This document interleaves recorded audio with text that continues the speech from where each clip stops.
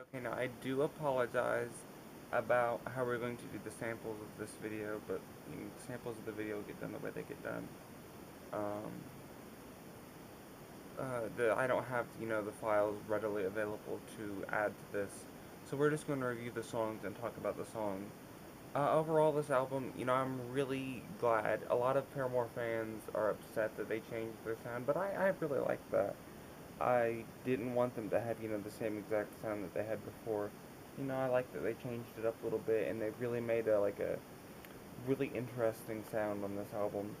It starts out with Fast in My Car, and I really noticed the music on Fast in My Car, which I normally really don't in a song. And it's a little heavier, kind of, I think, sounding than normal, but at the same time, there's this, like, electronic kind of sound at the beginning. I absolutely love that in the song.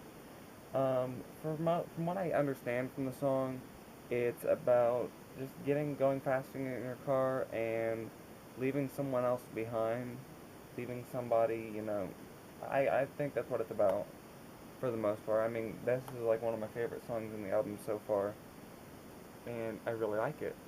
I would have to give this song a 5 out of 5. Now, track number 2, you've all heard it, and I think I reviewed it on here. Yeah, I reviewed it on here. So go watch that. No, track number 3, Grow Up.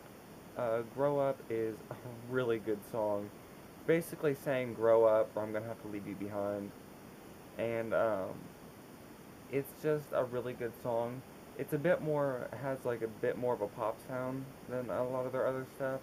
But I like that. It's really good and it's just interesting and new, and it continues to switch things up on this album, which is good. Track number 4, Daydreaming. Things get slowed down a bit. I like the song, but I like Grow Up a little bit more, I think. I'd have to say. I'd have to give Grow Up a 5 out of 5 as well, and I'd have to give Daydreaming a 4 out of 5 probably. A really great track. Number 5, Interlude. Moving on. Now, the interludes are all kind of similar musically wise. They all have like an acoustic guitar. It almost kind of, I don't know, for some reason reminds me of a banjo. Maybe that's what it is. Can't really tell. Maybe it's a ukulele or something. I don't even know. But it has like a very like acoustic like sound to it. And like, I don't know if I say the word like one more time. But anyway, I did hear this, but I'm not really, it's just a little small interlude to kind of move things along. Track number 6, Ain't It Fun? Uh, Ain't It Fun to Be Alone? It says stuff like that in the song. I'm not really 100% sure what the song's about, but it's really good, and it switches things up as well. Um, Also, we're going to go ahead and skip reviewing the rest of the album track by track, and we're going to kind of go ahead and highlight a few. Part 2 is like part 2 to for a pessimist, like pretty optimistic, and I like it, but I didn't. The original, the first one wasn't exactly my favorite Paramore song, so both of them I just like them, you know. 8, Last Hope. Oh, I'm just highlighting a few now. Track 9, Still Into You. I already reviewed that, so go watch that. Track number 10, Anklebiters. I thought this one was a lot heavier, a lot faster. It picked the album up a bit more again, and it was really good. Um, let's see. The interlude again, just the interlude. I actually didn't hear track number 12, Proof. I haven't heard that yet, and I probably won't hear it until I think it'll be the last side of the album, the 4 days, 4 side thing. I don't know, that should be part 2. Or part 3, I mean. I don't know, we'll see. I don't know what part it is. Oh, it'll be part 3. Anyway, so I didn't hear that one. Hate to See Your Heart Break. I really like that one. You know, I hate to see your heart break. It kind of slows things down quite a bit.